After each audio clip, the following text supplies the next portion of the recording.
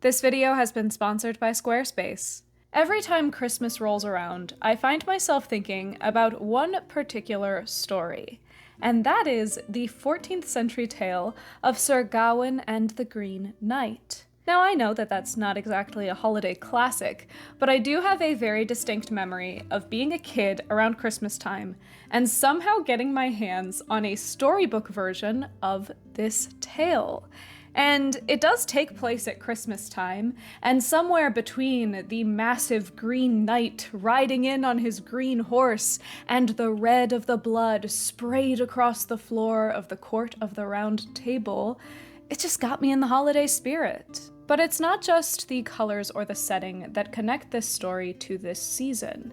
The themes of this tale, the transformation and rebirth, the old giving way to the new, the sheer power of storytelling, it seems very apt for a time of year when we should be hunkering down by the fire and thinking about the year that has been, and considering the people that we might want to be in the year to come. And I have done a video about this story before, specifically Tolkien's translation of it, but I thought that it was the kind of story that needed a bit of a closer look. The stories of the past can seem deceptively simple. They tend to be quite formulaic. You have a hero and a monster, and in the end, the hero usually comes out pretty alright.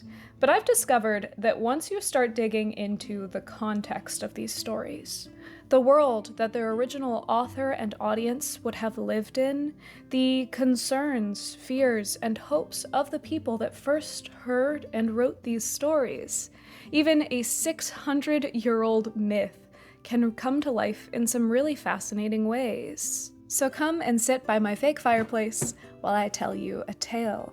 Ye shall tell it as tit as e'en tune heard with tongue, the tale of Sir Gawain and his mysterious encounter with the Green Knight, what that story is all about, and the absolute magic that modern storytellers have been able to find in this centuries-old tale. But before we get into that, I want to tell you a brief word about today's sponsor, Squarespace. Squarespace is the all-in-one website building platform that's going to help you stand out and succeed online. And with Squarespace's cutting-edge design tools, anyone can build themselves a perfectly personalized website. Just start with one of their professionally designed website templates or with their website builder, and use their intuitive drag and drop technology to create a website that beautifully matches your brand and personal style. With your Squarespace site, you can set up email campaigns, sell content, and even collect donations directly from your site, and you can keep track of all of this using Squarespace's built-in analytics tools. You can review your website traffic, figure out where to focus your engagement, and track your revenue all in one easy place. If you're interested in refreshing an existing brand or building a completely new one, Squarespace is the place to do it. Just head down to squarespace.com for a completely free trial, and when you're ready to launch, go to squarespace.com/JessofTheShire to get 10% off your first purchase of a website or domain. Thank you so much to Squarespace for sponsoring this video, and thanks to all of you for checking out my sponsors. I'm sure that most of you are familiar with the concept of the Arthurian canon. What less people are aware of is how very little of the Arthurian canon is actually canon.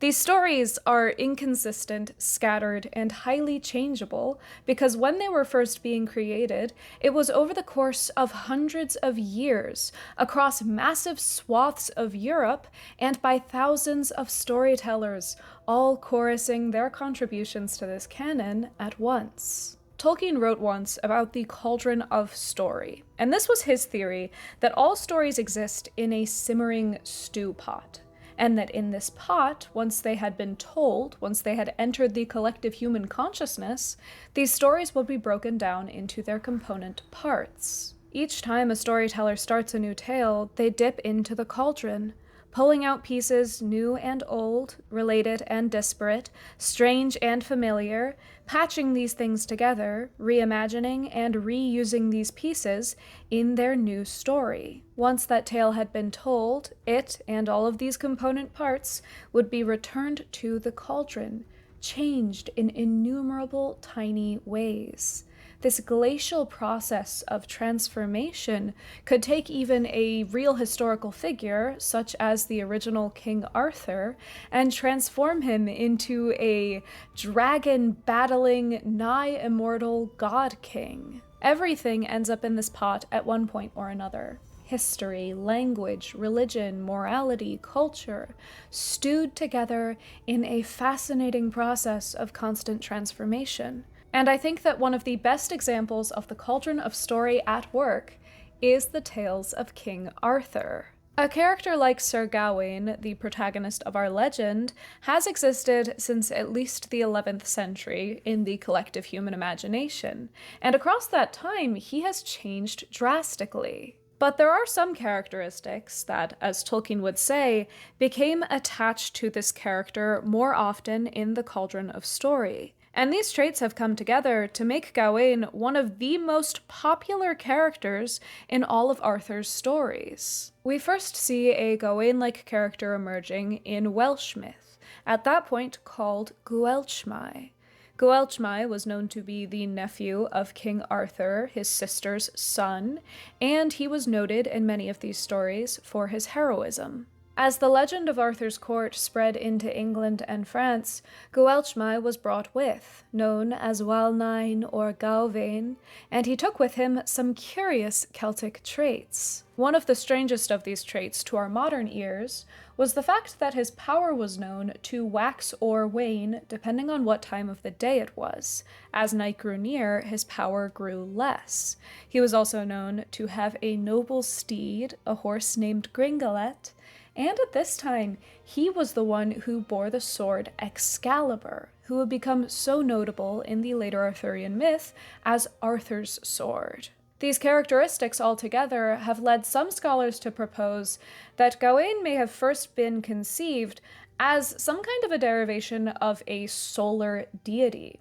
Think about it. His power waxing and waning as the sun rises and sets, his shining sword, his noble steed that might carry him across the sky like Apollo. While some of these characteristics would separate themselves from Gawain over the years, he remained a prominent figure in many of these stories, and he was fairly consistently considered the guidepost for how Arthurian knights were or should be. In the 12th century Historia Regum Britanniae, which called itself a historical account of Britain's youth despite being mostly fictional, Sir Gawain was the son of Arthur's sister and a lead figure in Arthur's war with Rome. In one particularly impactful story, Gawain was sent to a Roman camp in order to broker peace. But while he was there, he was insulted by a Roman soldier who offended Britain's honor, and in retaliation, the young hothead Gawain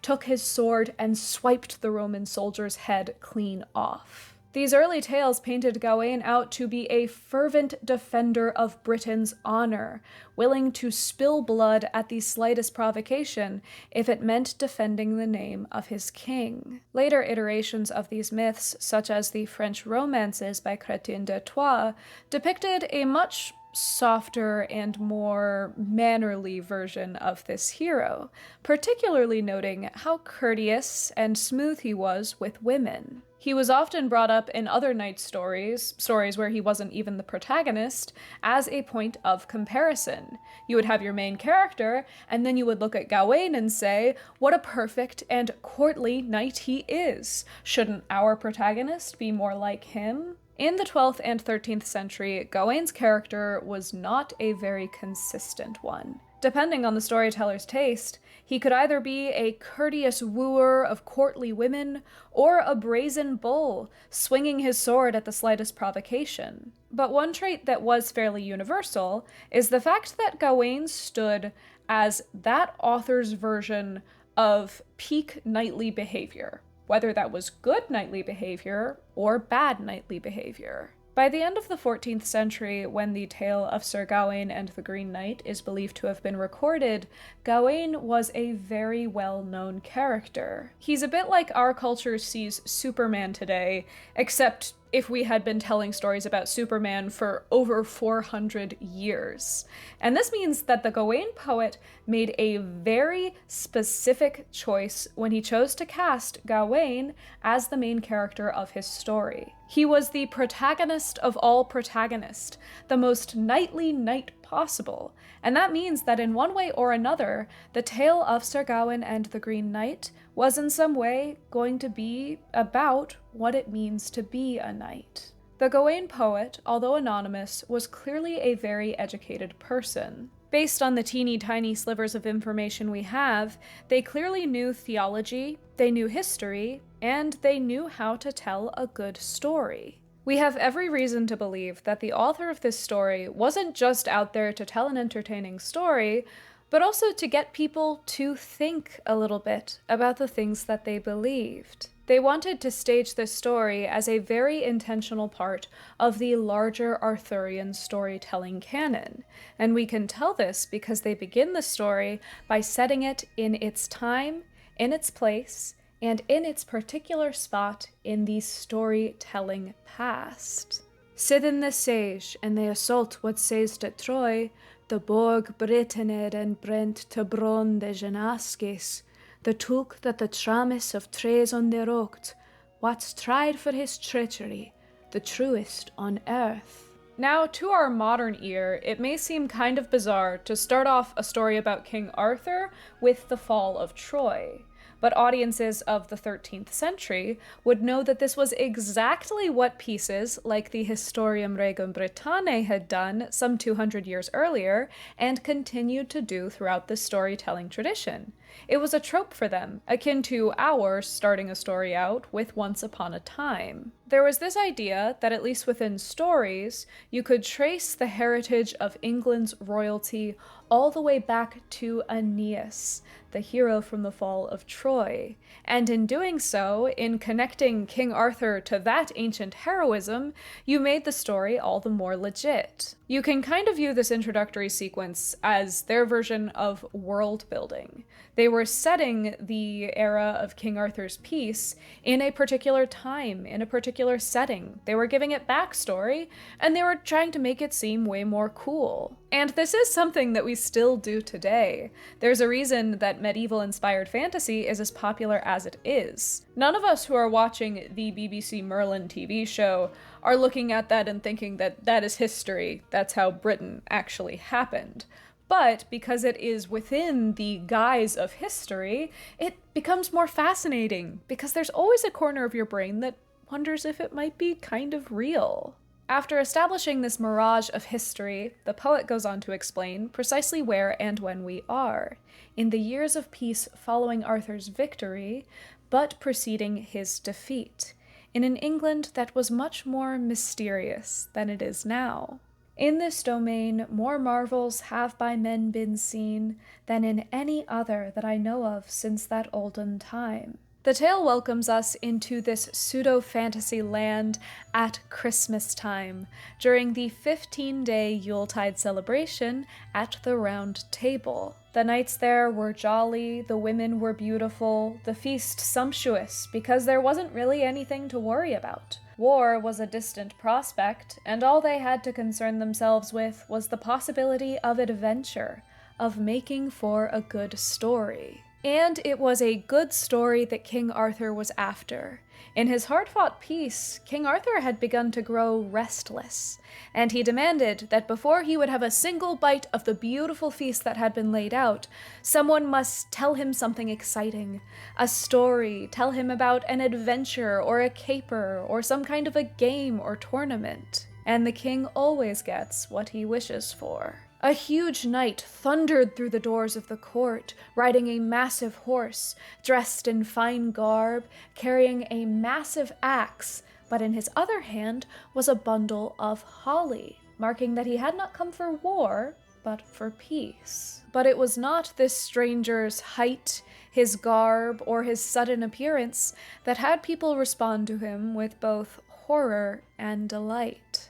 For at the hue men gaped aghast, in his face and form that showed, as a fey man fell he passed, and green all over glowed.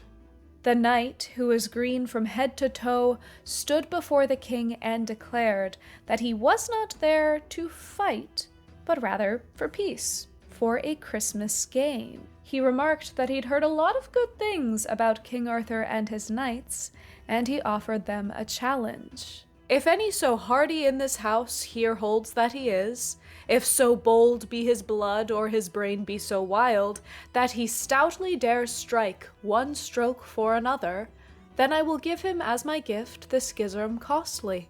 This axe 'tis heavy enough to handle as he pleases, and I will abide the first brunt, here bare as I sit. If any fellow be so bold as my faith to test, hither let him haste to me, and lay hold of this weapon. I hand it over forever, he can have it as his own, and I will stand a stroke from him, stock still on this floor, provided thou'lt lay down this law, that I may deliver him another, claim I, and yet a respite I'll allow, till a year and a day go by. Come quick, and let's see now, if any here dare reply. And that seems like a simple enough game. One brave knight must come forward and strike the Green Knight in some way, and then in a year and a day, the Green Knight will be allowed to return that blow, and the knight will end up with a really good story and a pretty cool axe out of the whole thing. But at the sight of all this strangeness, the men of the court were struck to stillness, and a yawning silence opened up. The Green Knight scoffed, and it was the king himself, Arthur, who raged to his feet, the only one willing to stand and defend the honor of his court. He raised up his weapon, but before he could bring it down, he was stopped by one of his knights, the brave Sir Gawain, who offered to take up the challenge in his lord's place. And truly, what a delightful moment this would have been for medieval audiences. There is a challenge put forth, and all of a sudden, who steps up but Gawain, the hero literally known for decapitating a guy because he had offended Britain's honor. This would be kind of like if you sat down in the theater for a movie and it started out with a guy coming into a museum and threatening to blow up all of the artifacts in the museum unless someone could beat him at a whipping competition. And then the camera pans over to Indiana Jones getting his whip out. You kind of know where that story is gonna go, and it's pretty fun. But another really fun aspect of this is the fact that the Green Knight's proposed challenge was also a well-known trope. It was called a beheading game. Going all the way back into Celtic myth, the beheading game began when a supernatural stranger entered the court of the king, and he challenged that one of the king's men should come forward and cut his head off, and then he will return the blow, coming back after an indeterminate period of time. The hero of this story would step forward, he would decapitate the supernatural stranger, and then that supernatural stranger would pick up his head and say, "All right, I'll be back for you later." The challenge came in when it came to the hero, and whether or not he would submit to what seemed like certain death in order to keep his word. If he was faithful, if he did bow down and allow his head to potentially be chopped off by this creature, his life would be spared, and his name forever cemented as the greatest of heroes. So from the outset of this story, we are given a fella who's really well known for beheading people, and we put him in a beheading game. It's not exactly rocket science to figure out what's going to happen. Except that I think that in the language of the poem wants us to ask, is this actually a beheading game? Because in the original version of the beheading game, it is specified that this hero is to cut off this supernatural stranger's head. But in the language of the Gawain poem, the Green Knight offers that someone stiffly strike a stroke for another. The Middle English term stroke is equivalent to the modern English word for stroke or blow, hitting someone with either a weapon or a hand. That word does not specify decapitation, or even that you should hit him on the neck. Later on, he prods the court, "Ye shall bide the first burr as bare I sit." The burr that the Green Knight says he will bide is, yet again, a blow, a hit, an attack. neither of these terms, and nowhere in the text of the poem, does the Green Knight specifically say that the hero must kill him. And this means that whether or not he was aware of it, Gawain had a choice. Does he strike the killing blow? Does he do the thing that will either make it so that the Green Knight can't reciprocate this attack at all, or launch off his own beheading game? Or does he just do something else? Kick the Green Knight in the ribs, nick him on the neck, do some kind of a trick or a prank that would be a little bit more fitting to what is a Christmas game. And this is where the poet starts diving into the problem inherent with chivalry. The term chivalry comes from a word that basically means cavalry, someone on horseback. This would come to denote the kind of nobles that would be able to ride on horseback, and then would later transform to become a description of the behavior exhibited by these nobles on horseback, by knights basically. And despite the way that we tend to think of chivalry in the modern era as some kind of a code from a bygone era, in the actual time period when chivalry was at its peak, it was not universal or defined whatsoever. You can kind of think of it like the idea of being a gentleman today. There are general things associated with that, but the specific definition of what it means to be a gentleman is going to be dependent on who you're talking to, and the scenario, and the place, and the time that you're in. It is a social construct. But chivalry at its time could mean anything from being a really good soldier, to being a really independent warrior, to being a loyal servant to your lord or to your king. It could mean being very chivalrous to women, or just being really smooth with women. It could mean being a good Christian, or it could just mean being really good at hunting. And within these ideas, there was a lot of contradiction. How were you supposed to be a very independent person and also be very loyal to your lord? How are you supposed to be very chivalrous and respectful with women while also being really smooth and getting with a lot of ladies? How is it that you were supposed to be a good, upstanding Christian and also be an absolute monster on the battlefield, murdering people, which Christianity is usually pretty not okay with? Chivalry was thought of as an ideal. It was something to strive for, but I think it's pretty safe to say that no one outside of fiction was actually able to uphold all of these ideals at once. The stories of the 11th and 12th centuries, especially those of King Arthur and his knights, often centered on people upholding or trying to uphold the virtues of chivalry. Since these stories were a work of sort of historical fiction, they could take place in the good old days, when men knew how to treat women and everything was a little bit better. This idea of romanticizing the past in order to come up with some idea of how much better things were before was about as prevalent back then as it still is today. Chivalry had become a popular subject to write on by the 12th century, but by the 14th century, when the Gawain poet was writing, much of the literature about chivalry had taken on a more critical tone. As Constance Bouchard explains, the authors of the romances were not so much describing or even creating a single ideal to which their readers might or might not measure up, as critiquing the very idea that such an ideal was feasible. The creators of the medieval vision of chivalry, the authors of the romances, far from describing a single clear ideal, wrote their stories to indicate that even the most chivalrous hero would be trapped between conflicting ideals. And this is precisely what the Gawain poet has done at the beginning of this story. He has put his hero between a rock and a hard place. Gawain has this great reputation for defending his country and his king's honor with fervor, cutting off a guy's head just because he said something rude. But he also has made a name for himself as a good Christian knight. The kind of guy who probably shouldn't go around just murdering a fella because he challenged him to a fun Christmas game. And because of the way that this story is set up, the audience's expectations are also suspended in discomfort.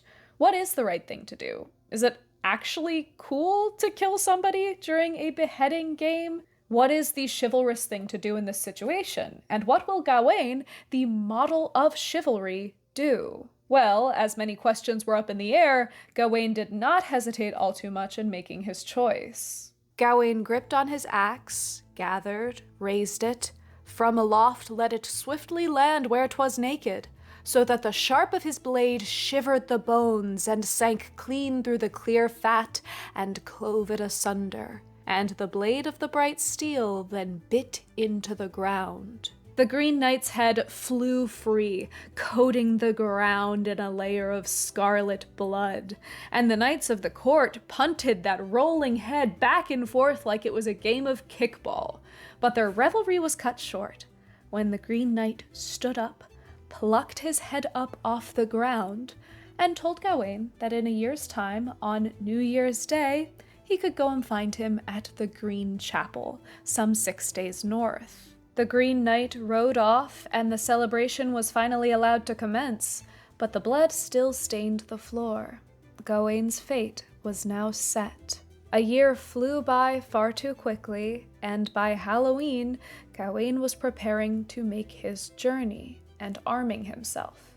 And it is here that he is presented with the sign of the pentangle, painted in gold upon his shield. The pentangle acted as a heraldic device, an external sign that should represent his internal standing, and it was the symbol of ultimate chivalry. As the poem explains, it is a sign that Solomon once set on a time, to betoken troth as it is entitled to do, for it is a figure that in its 5 points holdeth, and each line overlaps and is linked with another, and every way it is endless. And the English, I hear, everywhere name it the endless knot. Each of the 5 points of the pentangle stand as reminders of virtues or skills that make Gawain the brilliant knight that he is. We have his 5 unfailing senses, his 5 marvelously skilled fingers, the 5 wounds of Christ which he will remain reverent to, the 5 joys of Mary which will inspire him, and the knightly virtues that he is to hold on to, such as friendliness, chastity, and piety. And the brilliant thing about the pentangle is that all of these lines interconnect. At one point or another in this shape, they cross over each other. This is an interlinked shape.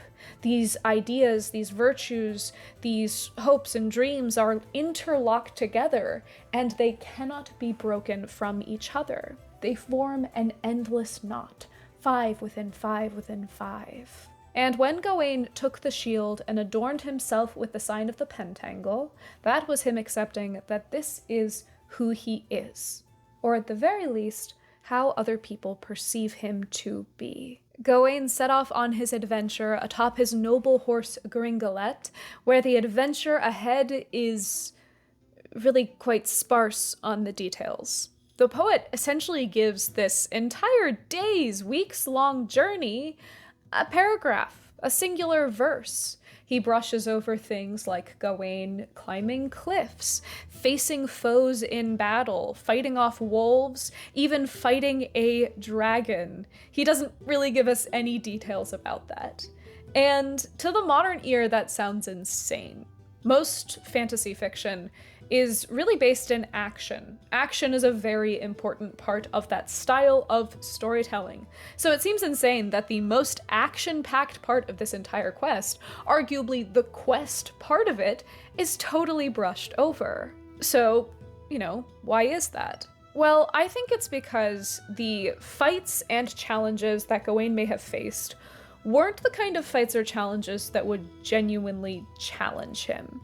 Throughout the rest of the Arthurian canon, Gawain has established himself well as someone who can handle climbing a cliff or fighting a dragon. He's a hero. We all know what heroes are capable of. So the Gawain poet doesn't waste time recounting things that we're all already aware of. Rather, he wants to get to the meat. He wants to challenge Gawain with something that he's never faced before. And he does this in quite short order as Gawain arrives at the house of Lord Bertilak. It was already Christmas Eve, and Gawain was beaten down by his journey, so he stood and he prayed to God that he might find a place to rest and to celebrate the Christmas Mass. And as if it were a miracle, suddenly in the wilderness, this massive mansion popped up out of nowhere. His prayers were answered. Gawain was admitted into the house and warmly welcomed in by the lord of the house, Lord Bertilak, who put him up in a very nice room, gave him access to his servants. He took his armor off and cleaned him and cleaned all of his wounds, and gave him a wonderful feast. Over dinner, Lord Bertilak and Gawain spoke, and Lord Bertilak learned of his identity, and he was thrilled to have such a legendary knight at his table. When night fell, they gathered at the chapel for Christmas Mass, where Gawain first laid eyes upon the lady of the house, a most beautiful woman with whom he was immediately entranced. At Christmas dinner the next day, Gawain informs Lord Bertilak and his wife Lady Bertilak that he's not going to be staying particularly long. After all, he has an appointment to make on New Year's Day. But Lord Bertilak laughs and tells Gawain that he doesn't need to leave then, because the Green Chapel is essentially a morning's ride away. It's quite close. So he should stay at the house until New Year's morning, where he can go out and make his appointment at the Green Chapel. In fact, he wanted Gawain to stay in the house so badly that he proposed a game. Every day while they waited for New Year's to come along, Lord Bertilak would go out hunting with his men, and anything that he brought back would be given to Gawain. The best thing that the forest gave him would be Gawain's to keep. In exchange, Gawain, who would be staying at the house, must give the Lord Bertilak anything that he earned during the day. And without thinking much further, Gawain agrees to both staying and to the game. The next morning, Bertilak left for his first hunt, and Gawain was surprised to find the lady of the house letting herself into his room before he'd even had the chance to dress. He's both surprised by her forwardness and a little bit embarrassed, and he asks her to leave for a moment so that he can get dressed and greet her in a proper way. But she insists, saying to him, "To my body will you welcome be, of delight to take your fill, for need constraineth me to serve you, and I will." She tells him that Gawain's reputation as a womanizer precedes him. She wants him, and she finds it a little bit strange, if not offensive in fact, that Gawain seems to want nothing to do with her. What's so wrong with her that Gawain, the known womanizer, won't even give her something like a little kiss? Gawain was once again finding himself in a very sticky situation. His options were, option A, refuse the lady's advances, come across as a bit of a coward and a man who hadn't earned his reputation, and also risk hurting her feelings, or B, did he sleep with Lord Bertilak's wife, which would be offensive to Lord Bertilak, to his vow of chastity, and also to God. It wasn't an easy decision to make, especially because Lady Bertilak was, as previously stated, very pretty. Once again, the poet puts Gawain face to face with the problem of chivalry. If chivalry meant that both option A and option B were the wrong thing to do, what is a knight to choose? Their banter ends when Gawain decides to give the lady a single kiss and go no further. And this scene is intercut with Lord Bertilak's hunt, emphasizing the way that the lady is pursuing Gawain, like a dog, a starving dog hunting down a frightened deer. That night, when he had returned from the hunt, Lord Bertilak served Gawain the finest deer that they had caught that day, and Gawain gives the lord a kiss, the kiss he had taken from his wife. Lord Bertilak asked where Gawain had gotten such a thing, and Gawain coyly refused to answer. After all, that was not within the terms of their bargain. And anyway, the Lord Bertilak is delighted and doesn't really care where it came from. The next day proceeded much like the first, only this time Lady Bertilak was able to earn 2 kisses from Gawain, which Gawain gave to the lord of the house after he had brought back the product of his hunt. But it was the 3rd day that things became interesting. The lady came in for her seduction, and she asked for her kisses, and in fact that day she earned 3 from Gawain. But she also realized that she wasn't going to be able to get any further.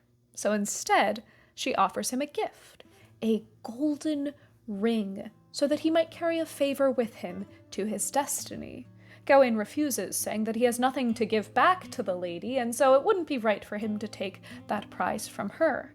So instead, she takes off her green belt and gives it to Gawain, explaining, "For whoever goes girdled with this green riband, while he keeps it well clasped closely about him, there is none so hardy under heaven that to hew him were able, for he could not be killed by any cunning of hand. The knight then took note, and thought now in his heart, 'twould be a prize in that peril that was appointed to him. When he gained the green chapel to get there his sentence, if by some slight he were not slain, 'twould be a sovereign device." Gawain was skilled enough at resisting the temptations of the flesh. But this is an entirely different ballgame. For this temptation, she is offering that he might be able to save his own life. He could ride up to the Green Knight, and no matter whether the Green Knight was planning on attacking him or not, he knew that he would be safe so long as he was wearing that belt.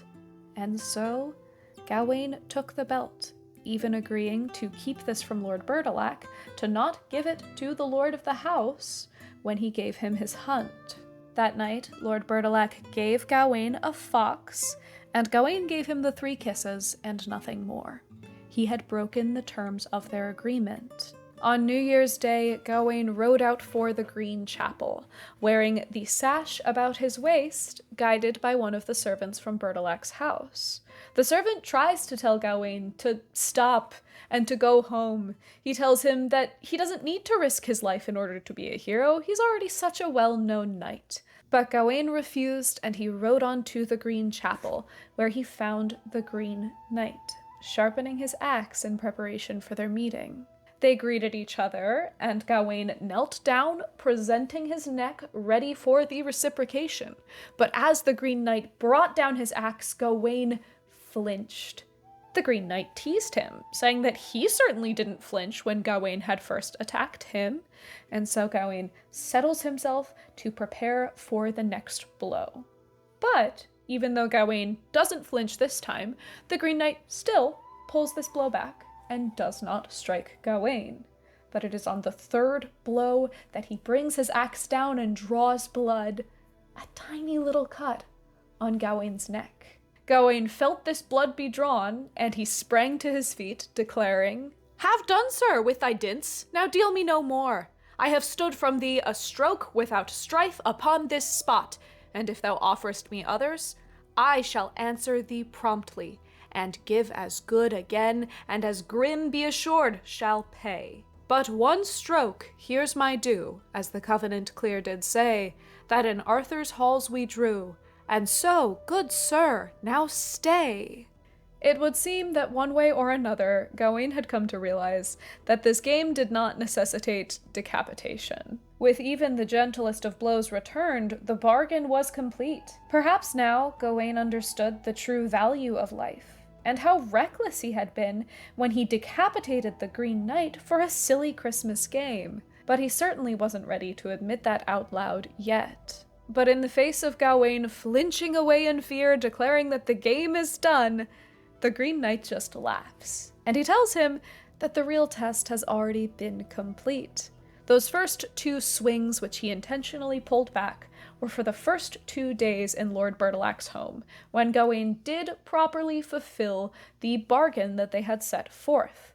That 3rd little nick was because Gawain had been a bit of a coward. He went against his word in wearing the green belt and not giving it to Lord Bertilak, even though it was Lord Bertilak's due. Oh, and by the way, Lord Bertilak is the Green Knight. He reveals that all along, this was yet another game, that he had sent his wife in there intentionally to seduce Gawain, that that green belt was originally Lord Bertilak's, that he sent in so that he might test Gawain's mettle. And not only that, but this whole ordeal, the transformation of Lord Bertilak into the Green Knight a year back, was the working of Morgan Le Fay, King Arthur's sorceress sister, who had learned her magic from Merlin.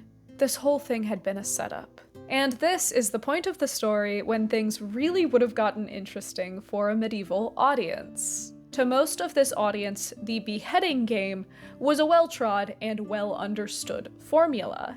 A psychosexual game of 3D chess involving a magic green belt and a really hot lady was not quite as familiar. In fact, it was, as far as stories can be invented for this story. The original point of the beheading game was to test if a knight would live up to his word.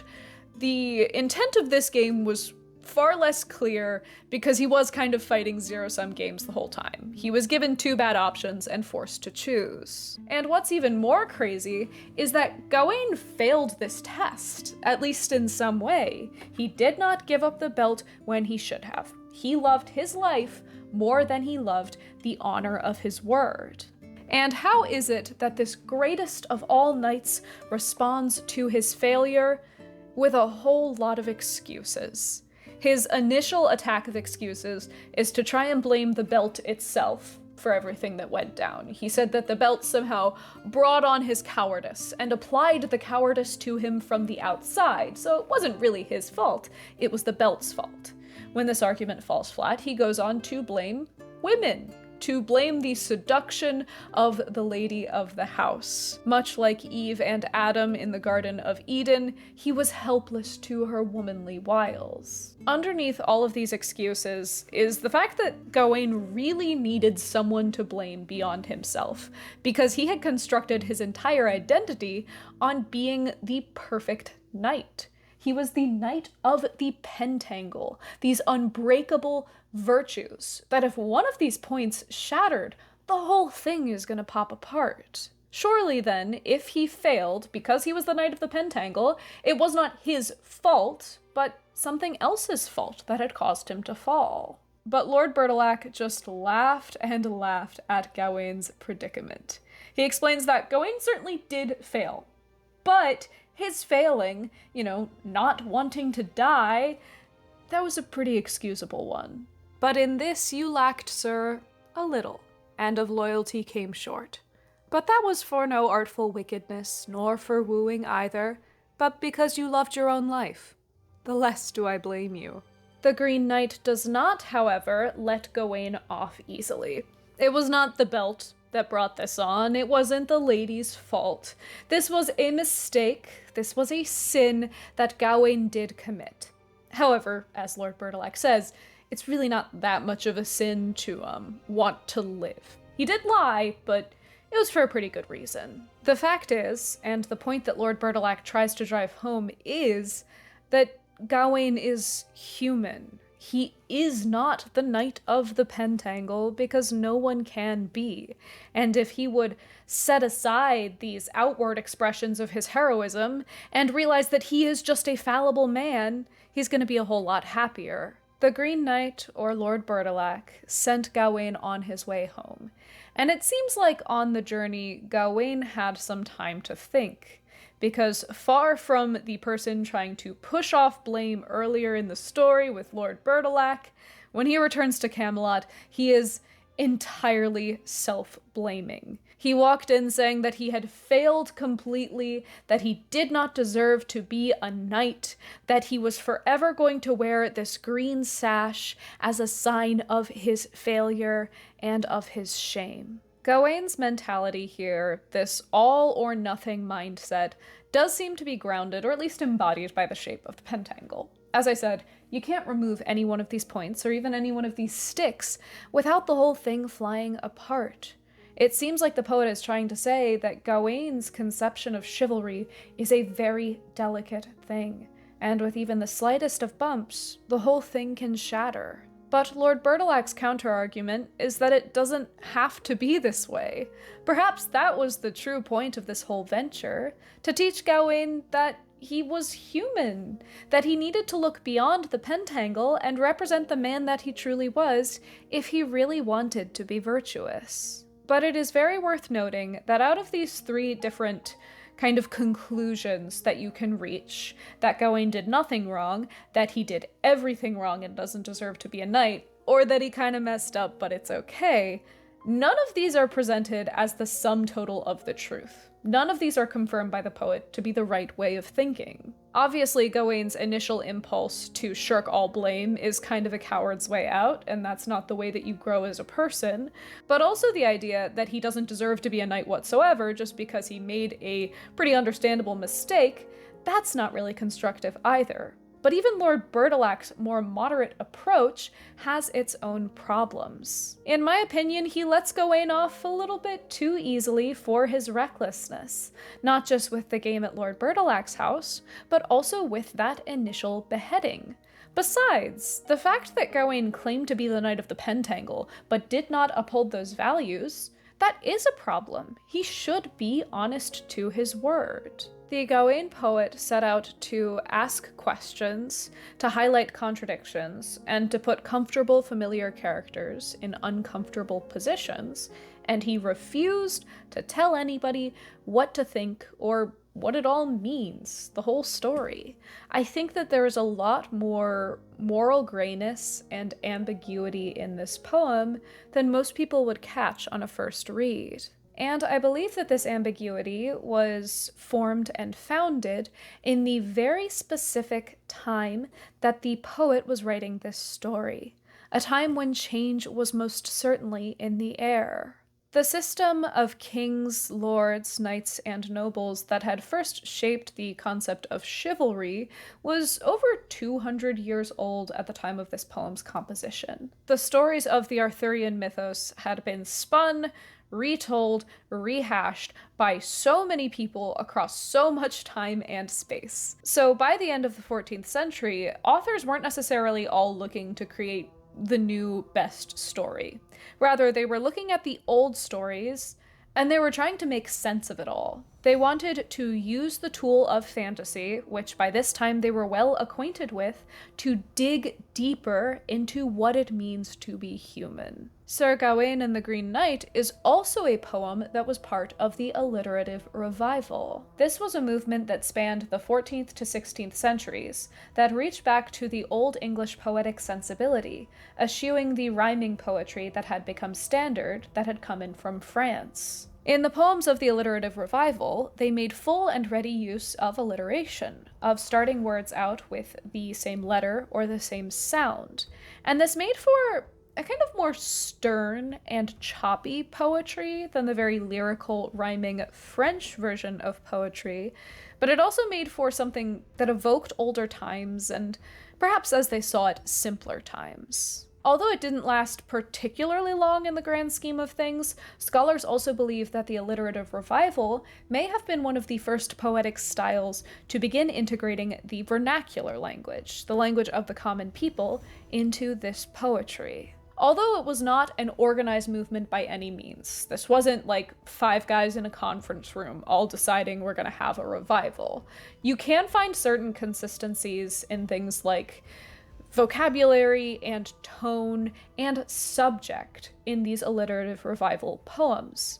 And one of the subjects that was most often covered was social injustices and social abuses. I think the best way to think of it is like rock music today. Rock music is similar in instruments, in rhythm, melody, and in style, but a lot of the time it is also similar in theme, in that it is revolutionary music. It is music that is angry, music that wants to critique or to criticize things.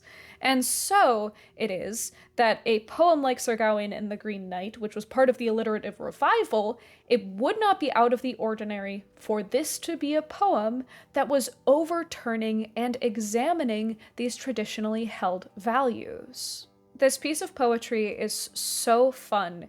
It is playful, it's rife with intertextual references and linguistic jokes, its tone is teasing but not cruel, and it is far more sarcastic than you might think a 600-year-old poem could be. It borrows from all sorts of older stories, but refuses to capitulate to their rules. In one of the opening lines of the poem, we get the kind of tongue-in-cheek introduction. If ye will listen this lay but on little while, ye shall tell hit is tit as e'en toon heard with tongue, as hit is stad and stoken, in story stiff and strong, with le letters loken, in Lunde so hats been long. Essentially, in modern English, that becomes, I will tell this story as I have heard it told, a strong, stiff story from the days of old, with, as the poet says, lel letteres locen. Lel translates to faithful. Locen translates to locked. I will tell this stiff and strong story with faithfully locked words. And I don't want to ascribe intent to a poet from like 600 years ago, but I refuse to believe that this line is anything but a kind of ironic joke. I think that this was a wink to the audience, because far from being faithfully locked, the words of this poem are taking from the old and transforming it into the new, reversing and inversing these familiar games and characters. This is not a story stiff and strong. It's strong, but it is not stiff. It is incredibly flexible with the way that it desires and can tell stories. And I think that this poet would have been very comfortable with the idea that his story, rather than being stiff and strong, would be flexible enough to be used and reused in stories for centuries to come. And indeed, this story has been used and reused a lot. On a more literal adaptational level, there haven't been a huge number of adaptations of this story, which I find a little bit surprising. There's been a lot of poetry, a lot of short stories, art. There was even a fairly popular opera, but the first big-budget movie version of Sir Gawain and the Green Knight was Sir Gawain and the Green Knight, directed by Stephen Weeks in 1973. Now, I will say that this film is early 70s medieval nostalgia at its absolute peak. But I will also say that this is the film that primarily inspired Monty Python and the Holy Grail, and you can tell. It's cheesy, but it is fun, but it runs face first into the problem that every other attempt to turn this story into a movie will run into, and that is the fact that this is a pretty short poem. Once you boil it down to actual plot points, you basically have Sir Gawain and the Green Knight first meeting, you have leaving the castle, you have Lord Bertilak and Lady Bertilak's house, and then you have the second meeting with the Green Knight. That's not a lot of meat for a full film. So what this film chose to do was to take that singular paragraph that's kind of in the middle here, where it's like, and then Gawain traveled a lot, and they popped an entire conventional fantasy fiction film into the middle of this structure. Gawain goes on all sorts of adventures. He battles a black knight, he falls in love with and rescues a princess who has a magical ring, he ends up enlisted in someone else's army, I'm pretty sure. Things started getting blurry around this point for me. He has this manservant who he loses and then finds again, and then loses and then finds again, just constantly throughout the movie.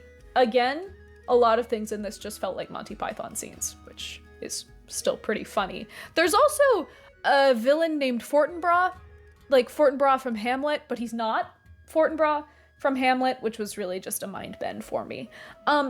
They fill this film up with so much extra material, and the unfortunate thing is that by the time they're getting to the actual events of the story, the main meat, the Lord and Lady Bertilak and the Green Knight, they kind of let that whole thing flop. It's really just not an important part of the story whatsoever.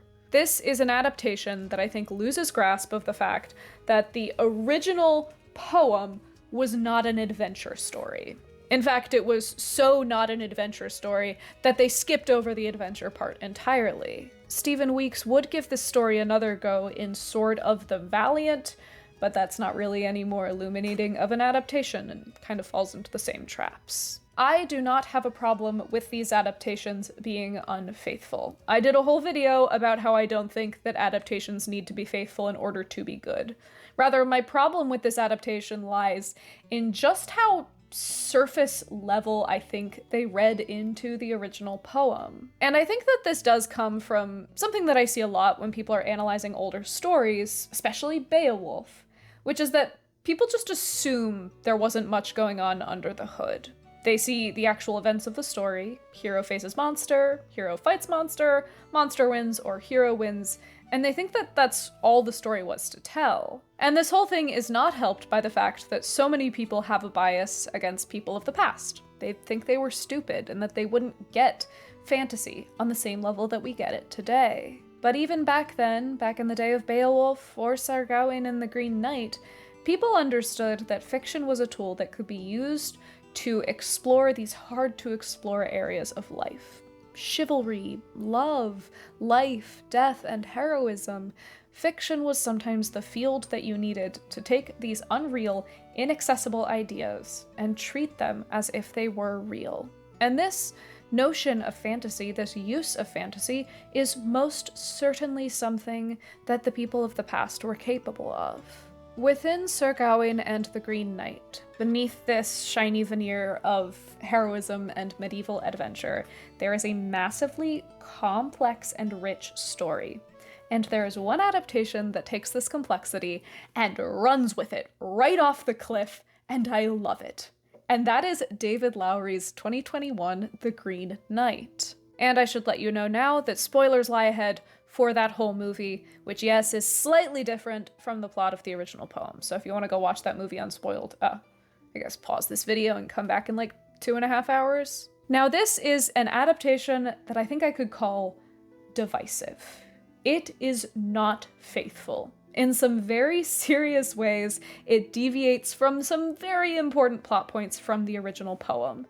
But I think that where it is faithful, and where it is massively successful, is in the way that David Lowery evoked the same effect that this story would have had on old audiences, on contemporary audiences. The Gawain of the movie is not precisely the Gawain we know from the poem, but really, why should he be? Gawain has long since drifted out of the common consciousness. He is not the shorthand, stock character that he would have been for the original audience. The idea of heroes that they had in the medieval era is not the same heroes that we know today. We've had centuries of storytelling history to think about heroes and really just create some weird ones. So why should this movie give us the Gawain of storybooks, when instead it could do as David Lowery did and give us a Gawain who is not a hero? A Gawain who is terribly, fascinatingly, embarrassingly human. In this film, Gawain awakes in a brothel, in the bed of his lover Essel, who's a prostitute. And his relationship with Essel is really just sad. She clearly loves him, and he loves her, but this Gawain is above all defined by indecisiveness. He kind of has two paths he could follow in his relationship with Essel. He could either marry her, make her his lady in whatever way he can, and risk losing his courtly reputation because of the woman that she is, or he could just cut things off with her and become the noble knight he wants to be, but also break both of their hearts. Lowery is putting Gawain into a situation much like the Gawain of the poem. A situation where he's torn between two opposites and kind of can't win. And in response to this quandary, the Gawain of the movie does absolutely nothing. He would prefer to waste his time away in a drunken stupor than to just make a decision, one way or another, right or wrong. Gawain here is so painfully aware of the fact that he's less than honorable. Let's be honest, he's kind of a loser, but he also just refuses to do anything to improve that. He has a seat at the round table because his uncle is King Arthur, and he knows that he doesn't really deserve to be there among those great men, but again, he's not going to do anything one way or the other to either leave that spot at the table or to earn it for himself. At the Christmas feast, he is prodded by the king, who apologizes for not having a more prominent role in Gawain's life. And the king says, "Let me get to know you. Tell me a story about your life, about your exploits." And Gawain has nothing to tell the man. He doesn't know who he is. It's debatable if he really is anyone yet. In fact, this is definitely the point of the character, because there's an interaction where Gawain is asked if he is a knight yet, and he has to reply, No, not yet. But he insists that he has time. But the question is he ever really gonna do anything with that time? With no discernible plans for the future, no goals, no real fire within him, Gawain is starting out in quite possibly the least heroic place. That is why it is Gawain's mother who puts this whole plan in action, putting out the spell that will summon the Green Knight and start the challenge. Lowery has decided not to reveal that this was all a scheme at the end of the story, but rather from the very get-go. And I do think that this enhances the kind of sick inevitability of the whole story. This is a story. Gawain's mother wanted to give him a story so that he could have something to tell the king to make his name, and we are now watching that story play out. But I do think that that begs the question, if you are just a puppet moving along on somebody else's strings, trotting down the path to heroism with none of your own volition, does that make you a hero? Still, Gawain is willing to live up to his part. He does, after all, want to be a hero in one way or the other. So the Green Knight comes in, he challenges the king, and Gawain is the one who steps up. He picks up the sword, he cuts off the Green Knight's head, and it's over in just a moment. There's some beautiful build-up in this scene, but the actual action of Gawain cutting off the Green Knight's head, his pronouncement of the challenge and riding out, it's so brief, it does feel anticlimactic. But I think that that was the point. In the days of this story's first telling, the beheading game would have been recognized. Its subversion, then, in Lord Bertilak's home, would be noted as the reversal that it was. It is by playing with these tropes, by flipping them on their heads, that the poet allows people to recognize, retrospectively, how anticlimactic and unimportant that initial beheading was. But David Lowery did not have the advantage of an audience that already knew the tropes of this story by heart. Nowadays, if you challenge someone to a beheading game, they call the cops or whatever. The original story, told directly as it had been told 600 years ago, would not hit the same way with contemporary audiences. So David Lowery pivoted. He used the tools of the trade to engineer these expectations and this letdown to make that moment an instant deflation of stakes. It's a lot of build-up to a relative disappointment. It is an inciting incident that lacks the momentous grandeur that you would expect from a film of this ilk. Later on, Essel asks Gawain how it felt to decapitate the Green Knight, and Gawain said that it felt like slicing through a melon.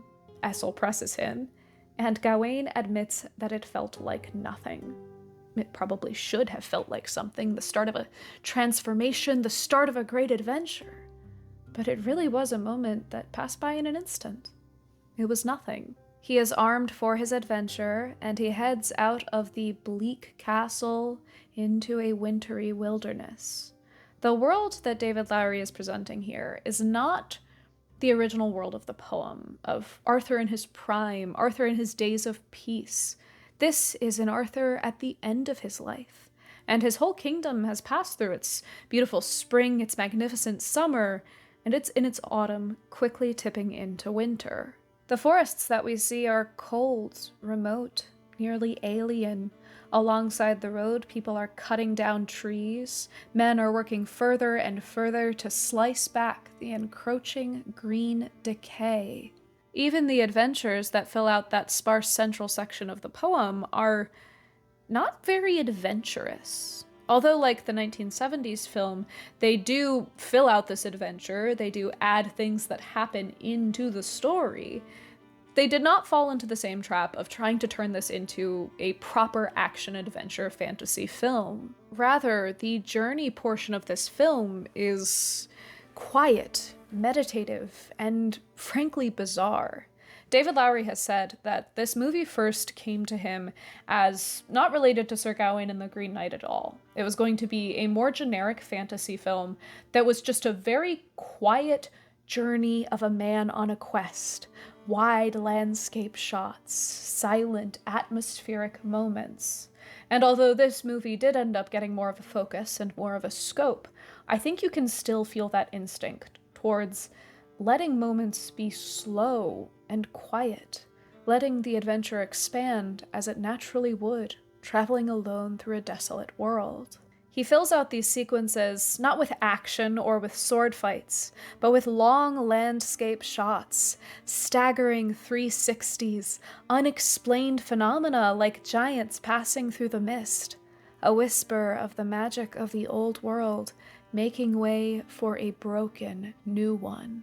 Gawain has a run-in with a boy who's scavenging a battlefield, who speaks coarsely, almost uncaringly, about the many lives that were lost on that very field. He rhapsodizes about how apparently the King Arthur had fought in this battle, slaying over 900 men with his own hand. Of course, we as the audience have just seen King Arthur. We know that he's far too old or weak to have done that, so that story must either be a lie or an exaggeration at the very least. This story is already calling attention to the way that stories and tales so often deceive in their own little ways. Gawain departs this scene with directions to the Green Chapel after being guilted into tossing the boy a few coins, but those coins were not enough, and just a scene later, he is attacked by bandits, who are led by that same boy from the battlefield. And Gawain doesn't really put up a fight at all here. This brave knight just folds. He even refuses to admit that he's a knight when they ask him if he is one or not. He's tied up, his pentangle shield is broken, and he's left for dead as the world revolves around him. He eventually escapes his bonds, but now he's without a horse, without a weapon, without directions, without anything that he needs. You might argue that in this scene, Gawain learned something, that he has in some way grown or changed from the person that he was when he left the castle. But David Lowery decidedly does not tell us how he has changed. He will lead us to water, but he is not going to tell us how to drink. Gawain stumbles into the home of the ghostly Saint Winifred, who begs that Gawain will retrieve her missing head from the water outside. This is a side plot that is expanded from a single line in the original poem that mentions Holy Well, which was a sacred site where a martyr had been made. A woman had refused to sleep with a man, and he had cut off her head and thrown it into the water. In the original story of St. Winifred, her head was found by a very noble man who had also become a saint, and it was returned to her body, and she was returned back to life. But with Gawain playing the heroic role in this story, things go a little bit differently. First off, he's kind of refusing to do it at all. He's kind of scared of Winifred, and he asks her that, oh, if I'm going to get your head, what am I going to get out of it? And she rebukes him, saying, why would you ask me that? Shouldn't a knight know better? Shouldn't a knight do better? Shouldn't a knight who is wearing the pentangle do good for the sake of good? Gawain relents, and he does get her head and place it upon her body, and she's allowed to restfully pass on to the next world. And again, he's probably learned a lesson from this. He did something selfless. He's probably not the same person that he was before. But growth in this story is never linear.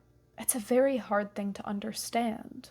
Eventually, Gawain finds himself in the care of the Lord Bertilak, in his mysterious mansion, where he also meets a woman, the lady of the house, who looks suspiciously like his lover, Essel. And this is actually the same actress as Essel. This is such an interesting little meta moment, because for Gawain, it's just kind of freaky, because she looks like her, he's being seduced by her. That's a lot of emotional confusion. Perhaps it is comparing and paralleling his relationship with this lady to Essel. But also as a meta moment for the audience, this is a moment where you take stock and say, oh, I am watching a movie. These are actors. And that breaking of the fourth wall, I think, is intentional, and it is done to call attention to the fact that we are hearing a story that has been told, and the telling of that story does matter. In one rather amusing and on-the-nose moment, Lady Bertilak is showing Gawain her library, all of the books there, all the books she's read, many of which she's copied out with her own hands. And she admits that secretly, sometimes when she finds a detail in the book that she doesn't like, she changes it in her copy. And is that not what David Lowery has done to the original poem? Is that not what the original Gawain poet was doing to things like the beheading game, or the character of Gawain? And although we do have another major deviation in this part of the story, this portion of the tale is not as formulaic as it is in the original poem. There's a lot of excellent meat to be dug into in this confrontation of Lady Bertilak and Lord Bertilak in the house. The lady's seductions are less outright debates on chivalry and reputation, and are more about her chipping away at Gawain's defenses, stripping back his layers of armor to show him, to confront him with who he truly is. She uses a rather anachronistic camera obscura to actually take a photograph of Gawain. This is paralleled to an earlier scene in the movie where he is posing for a painting in a very lordly stature, and it's a very flattering painting. But this is not flattering. This does not show him to be particularly lordly. It shows him as he is, not as he wants to be. And he seems rather unnerved by confronting this image of him. The lady is not so much seducing here as she is showing Gawain his own reflection, forcing him to confront the idea that his chivalric exterior may not really be serving him. And this is something that happens later in the poem. It's just being brought forward and to the front a little bit more. And for Lord Bertilak's part, he also refuses to allow Gawain to make excuses. He asks Gawain why he's doing all of this, what he's earning out of it. And Gawain says he wants to be noble, he wants to be a knight. And Lord Bertilak asks, okay, so is this it? If you do this one noble thing, does that make you noble? And if so, for how long does that make you noble? Can a single deed really make a man? They even strip away the layers of finery and illusion that are around the Green Knight itself. Lady Bertilak asks them why they think the knight is green. Gawain says it's because he's supernatural, because he's not of this earth. But the Lady Bertilak replies, "Green is the color of earth, of living things, of life, and of rot. We deck our halls with it and dye our linens, but should it come creeping up the cobbles, we scrub it out fast as we can. When it blooms beneath our skin, we bleed it out. And when we, together all, find that our reach has exceeded our grasp, we cut it down, we stamp it out, we spread ourselves atop it and smother it beneath our bellies. But it comes back. It does not dally, nor does it wait to plot or conspire. Pull it out by the roots one day, and then next, there it is, creeping in around the edges. Whilst we're off looking for red, in comes green. Red is the color of lust, but green is what lust leaves behind, in heart, in womb. Green is what is left when ardor fades, when passion dies, when we die, too. When you go, your footprints will fill with grass. Moss shall cover your tombstone, and as the sun rises, green shall spread over all, in all its shades and hues. This verdigris will overtake your swords and your coins and your battlements, and try as you might, all you hold dear will succumb to it. Your skin, your bones, your virtue." This is a perfectly written monologue placed at the perfect moment in this movie. Medieval audiences would have had a very different conception of the meaning of green than we do today. In those days, nature and the inherent strangeness of it were much closer at hand. You lived off of nature, you lived in it, you required and feared it in equal measure. You understood the way that it could give, but also the way that it could take, the way that it represented both growth and decay. And when they saw a green man in a story, they would have seen that he was in some way a representation of those ideas that they understood. But today, in order for this story to be told and properly understood, I think that we did need a thorough explanation like this. We have become so distanced from the natural world that I think the concept of green has become more of an idea than a reality. So many of us could go an entire day without stepping on any grass. We might go an entire day without more than a few gulps of fresh air. We are not familiar with the green in the same way that our ancestors were. Instead, we take the green and we cultivate it and garden it. We enclose it in little white picket fences where it looks nice. We put it in terracotta pots and bring it inside. Hell, during the holiday season, we'll cut down a tree and hang up its corpse in our living room just to celebrate. We'll imitate it with plastic and glitter. Many of us have lost grasp of the true green. We've forgotten the way that it can give and take in equal vicious measure. This is the green that was there before we got here, that brought us into the world, that brought us up, and that will still exist when you and I are nothing more than dust. The Green Knight is not incidentally green. He couldn't have been purple, he couldn't have been blue, and he probably could not have been pink. He represents the wildness that strips away our lofty hopes, our aspirations, our delusions of grandeur. This was something that we may have understood more automatically in the past, but Lowery will not let this aspect of the story slip by unnoticed. Writing a monologue like this is a beautifully clever way of ensuring that the audience keeps up, not just with the events of the story, but by translating the beats of the story themselves, by translating the theme, the point. One of the more controversial changes made from the poem into this movie is Gawain's abject failure in the face of temptation. In this story, he doesn't just fail in that he takes the belt, that he wants to preserve his own life, but he also does fail sexually. He does give in to his sexual desire for the lady. And I see this choice as kind of leaning into the moral ambiguity of this poem. The engagement of the lady and Gawain would, at the time of the poem's telling, have been a bit salacious, but the things that the original audience and original poet would have seen as scandalous, wrong, or dishonorable are not the same things that our culture deems unacceptable.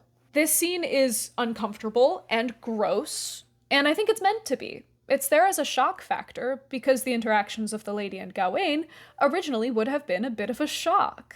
And yes, this complete failure does make the end of the story less clear. Gawain's breach of conduct is far more of a real breach than it was before, and that means that the moral conclusions are kind of harder to reach. But I would beg the question, when were the moral conclusions of this story ever easy to reach? Yeah, of course, the plot itself of this story is easy to explain, but once you look under the hood, you see the tangled roots of chivalry, betrayed expectations, of knighthood and heroism that make this story rich, complex, and so morally ambiguous.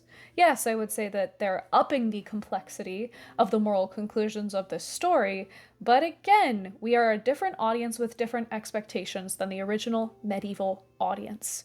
And I don't think that it's a bad thing to adjust the points of the story in order to get across the right effect. Gawain flees from the house of the Lord Bertilak wearing the belt, and he's too ashamed to even willingly kiss the Lord when he meets him on the road.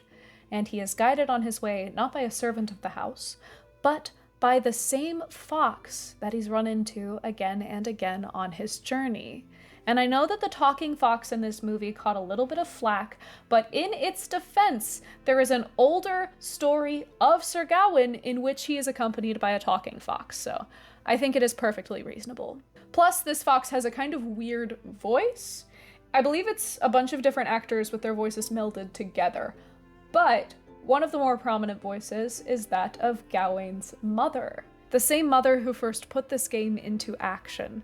The mother who has been secretly watching Gawain and his failures at Lady Bertilak's house through her blindfolded eyes. And through the body of this fox, she steps in and tells Gawain to stop. She tells him that he's going to die at the hand of the Green Knight. And perhaps the fox is right. The fox insists that he turn back, that he goes home, that he spins a pretty story about 2 false strokes of a blade and a nick on his neck, and a semi-failure that turned out okay in the end, that he's going to wear the green sash for the rest of his life in shame because he failed, but he would still be able to become a hero. He still wouldn't be dead if he ran away. But our Gawain, it seems, has finally grown up.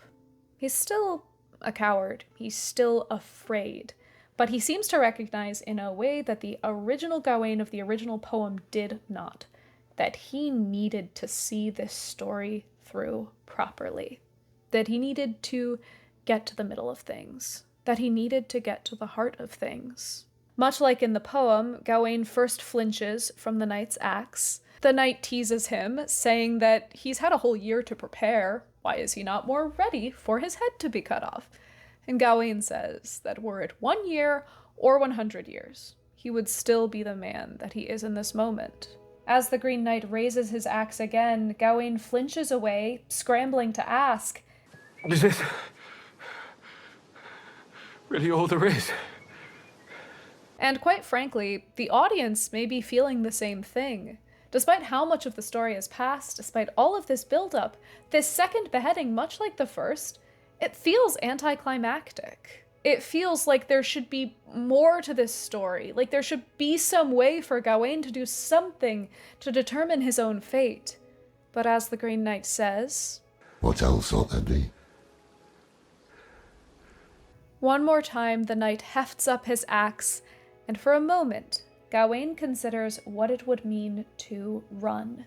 This blooms into an extended sequence wherein we see exactly what would happen if Gawain were to give in to his cowardice and run home. He would return claiming victory, but knowing that he had failed. Forevermore, he would be too terrified to take off the green belt for fear of what retribution would be brought onto him, for fear of the danger that he might be in. He would become king, but he would lose his heart. He would end up rejecting Essel, marrying lovelessly. He would lose his children, his kingdom would fall to ruin, and he would be left with nothing. In the end, with nothing left, he may remove his belt, he may let go of his cowardice, but it would be far too late. The damage was already done, and his head would roll to the floor, as it should have done decades before. In a breathless moment, we return to the Green Chapel, with the Green Knight raising his axe, and Gawain calls for him to wait. He strips off the green belt, tosses it aside, and declares that he's ready. The Green Knight kneels, caresses Gawain's face, and says, "Well done, my brave knight." There is a pause as the meaning of that compliment sinks into Gawain's bones. He has done something that the original Gawain hero could not. He's found honesty. He has shed away his layers of cowardice and fear, his layers of reputation, his layers of false chivalry, and he comes to the Green Knight bare, ready to accept whatever punishment is due to him. This is, in a way, an almost complete reversal of the original Gawain story. That Gawain starts out at a pretty high point. He's an established hero, he's made a name for himself, he's young, but people know who he is, and they know that he is chivalrous and valorous. However, through the events of the story, that Gawain is humbled. The Gawain of the movie starts out this story about as humble as one can get, and although it is not a linear progress of growth, although he stumbles and falls often right up until the very end, he gets what the Green Knight is telling him. But of course, there is still ambiguity to be had here. The Green Knight tells Gawain, "Now,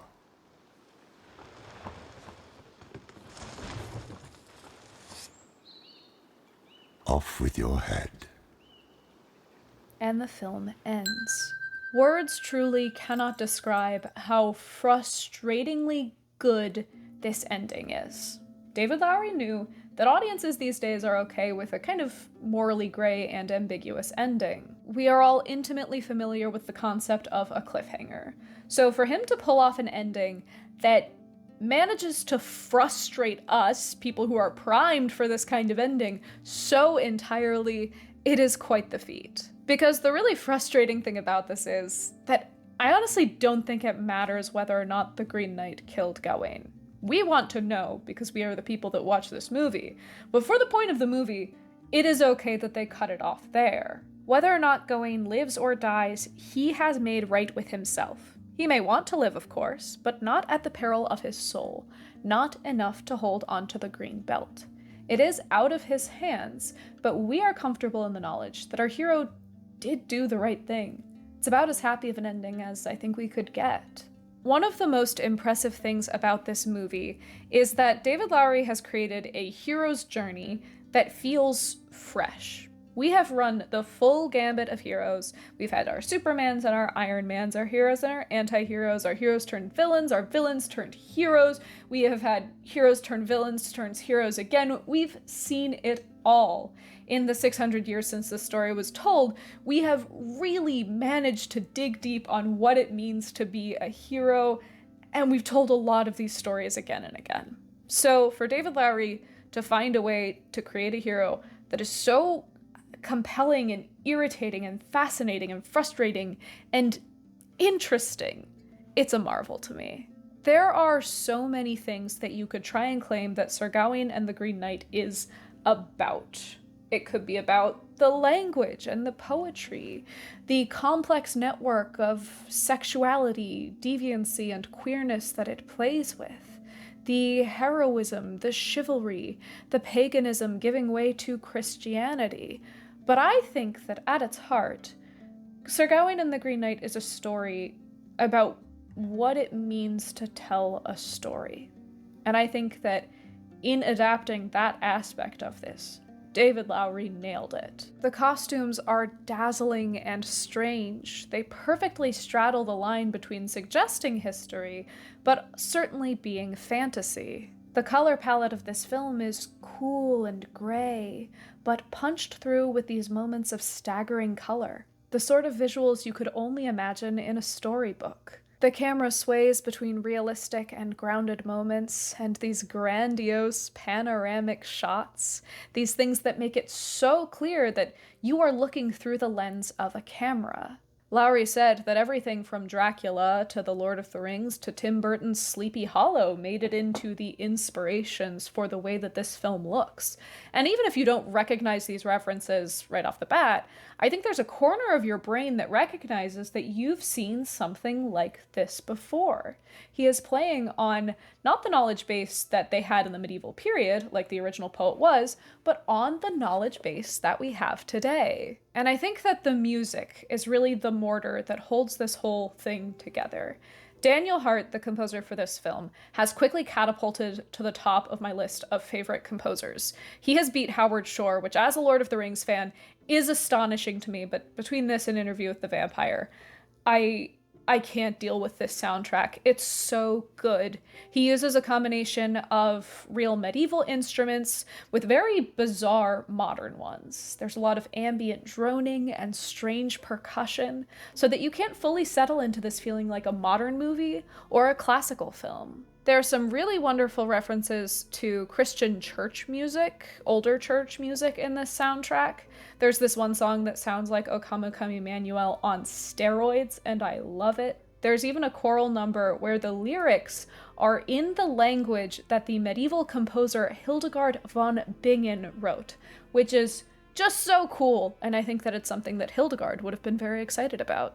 And just when you think you've wrapped your mind around this soundtrack way late in the game, there's one song that sounds like a 60s folk ballad that is written entirely in Middle English. And this film, especially in the music, is just there to subvert your expectations, to keep you on your toes, and to remind you of the entire storytelling tradition that has come before this. And now I know that some of you think that this movie is too weird to watch, and I'm not going to insist that you watch it, but I will insist that you listen to this soundtrack, because I love it and I need it injected into my bloodstream immediately. Everything from the visuals to the dialogue of this movie slam you over the head with the fact that you are watching a story that is talking about stories. The camera lingers on shots of books, of illustrations, art. We see puppet shows and fascinatingly designed title sequences. It is all designed to funnel you into a particular mindset. a mindset that is similar, but brilliantly different to the people who may have first heard the story told. I am freely willing to admit that this is a radical adaptation, and for the people that really adore the original poem, this might not be the movie for you. And if that's the case, I also found during my research for this video a 25-minute short film from 2002 that I really love. It is a very faithful beat-for-beat adaptation of the original story, and it's done in this stunning stained glass animation style.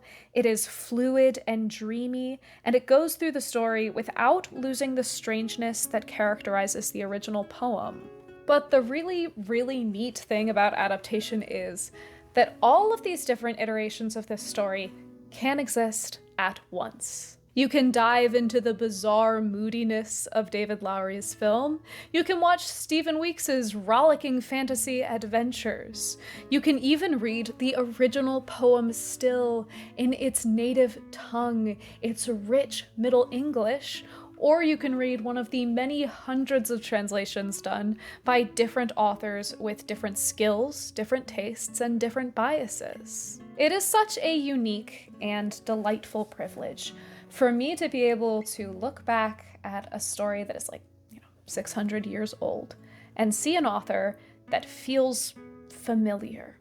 An author who seems to be thinking about stories in the same way that I do, that David Lowery is, that Tolkien did, because that means that in all likelihood, people have been picking apart stories and seeing the world in this way for forever. We are building onto the same chain of storytelling that the Gawain poet was, that the Beowulf poet was, that the Epic of Gilgamesh was. And it is really so neat that despite the fact that we're at one end of this chain and this story is at the other, we can look back through time and see a snippet of what it used to look like in the past, to admire where they were back then and how far we have come today.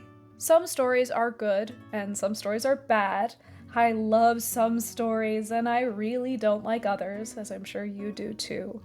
But God, what a privilege it is to be part of a species that just keeps telling stories anyway. We create fake people, fake monsters, entire fake worlds, because there's a part of us that seems to be so in love with being alive that it overflows, that we have to create new lives just to fill out the spaces in our heads. And whether these stories are 600 years old, or 60, or 6, I think that that's something worth celebrating.